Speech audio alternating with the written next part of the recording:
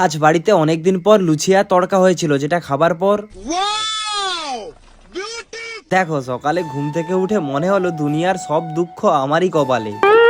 যেমন আমার বন্ধুদের সঙ্গে আড্ডা দেওয়া বেশ ভালোই কাটে, কিন্তু বাড়ি ফিরলেই সেই বাবার চেঁচামেচি, একই কথা, এত রাত করেছিস কেন, তোর কি কোনো কাণ্ডজ্ঞান নেই?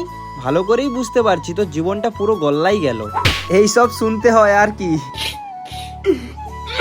মনে হয় যেন শান্তিতে দুটো দিনও বাঁচার উপায় নেই। আমি না বাবার কথাগুলো শুনে শুনে পুরো পশুর মতো হয়ে গেছি, আমার কথা বাদই দাও।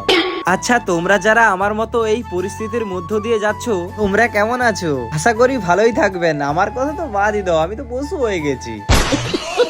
যাই হোক, একটু ঘুরতে বেরিয়েছিলাম, বাড়িতে এসে দেখলাম যে লুচি আর তড়কা হয়েছে। বাড়িতে অনেকদিন পর লুচি আর তড়কা হয়েছে। এই লুচি তড়কা দেখার পর তো আমি আর নিজেকে আটকাতেই পারছিলাম না। দেখতে এতটা সুন্দর লাগছে, তো খেতে কি লাগবে। লুচি আর তড়কাটা খাবার পরে এত ভালো লেগেছে, কি বলবো, মুখে আর ভাষা নেই।